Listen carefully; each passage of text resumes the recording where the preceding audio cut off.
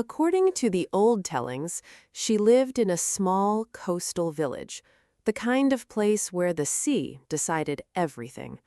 Fishing boats went out at dawn. Some came back, some didn't. Her name, in most versions of the story, was Elena. She was 17 when a young sailor named Tomas asked her to wait for him. He was leaving on a merchant ship bound for distant ports.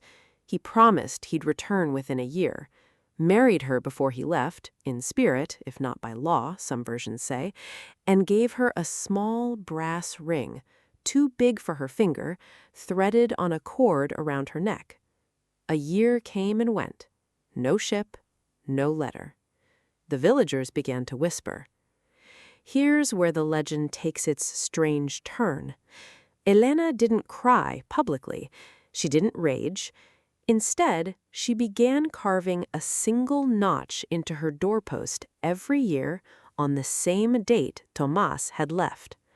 One notch, then two, then three. By the 5th year, suitors had stopped calling on her, not because she'd grown old, but because everyone assumed she was already married, in her heart if nowhere else, some versions say. Some say her own mother begged her to move on. Legend holds she only replied, "He said he'd come back. I believe him more than I believed the sea." The brass ring never left her neck, and somewhere out past the horizon, if the story is true, a man was fighting to keep a promise he never stopped believing in either.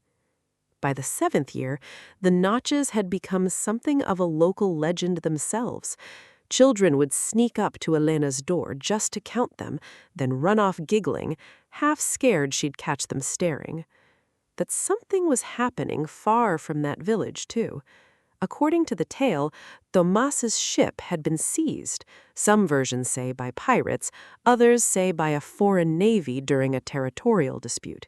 He was held far from home, forced into labor on someone else's vessel with no way to send word back. Years piled onto years. He aged in captivity the way Elena aged in waiting. Both of them, the legend insists, held on to the same small thing.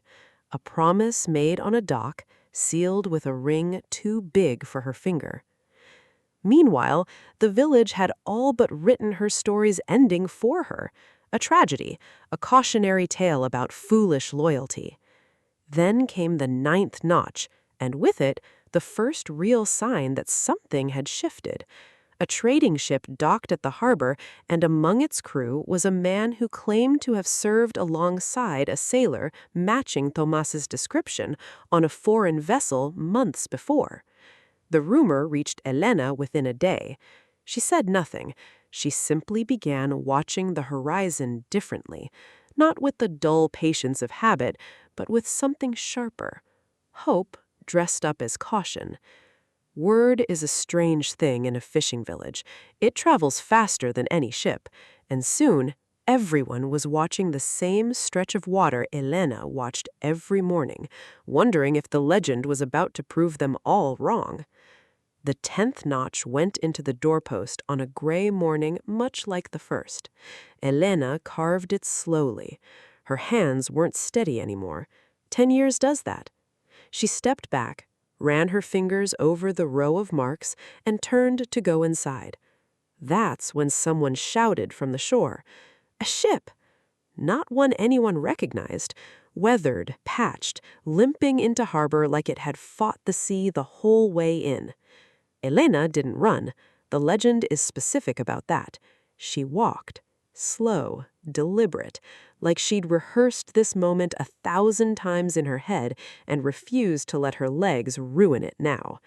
A crowd gathered at the dock before she even got there. Word spreads fast when hope is involved. The gangplank lowered. A man stepped off, gaunt, sun-worn, a decade older than the boy who'd left. For a moment, nobody moved. Even the gulls seemed to go quiet, or so the legend likes to claim. Then his eyes found her. He reached into his shirt and pulled out a cord around his own neck, a second brass ring, its twin, the one he'd kept through captivity, through storms, through every year he wasn't sure he'd survive. Neither of them said a word at first. The legend says the whole village held its breath waiting for someone to speak. It was Elena who finally broke the silence, holding up her own ring on its cord and saying simply, "You're late." Tomas laughed. The story says it was somewhere between a sob and a laugh, and answered, "I know." They were married properly within the month, this time with the whole village as witness instead of just the sea. The doorpost with its 10 notches stayed in the house for generations, the story goes, a strange little monument nobody ever bothered to sand down. Whether or not Elena and Tomas ever truly existed the way the legend describes is impossible to say. No records confirm it, no graves have ever been definitively linked to them, but the tale kept getting retold anyway, passed from one storyteller to the next, because some stories earn their place regardless of proof.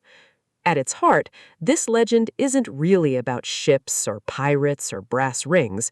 It's about what patience looks like when everyone around you insists it's foolish. Whether or not Elena and Tomas ever lived, the story survived because people needed to believe waiting could mean something. If you enjoyed this legend, hit like and subscribe for more stories like it. And I want to know, in the comments, tell me, how long would you have waited before carving that 10th notch?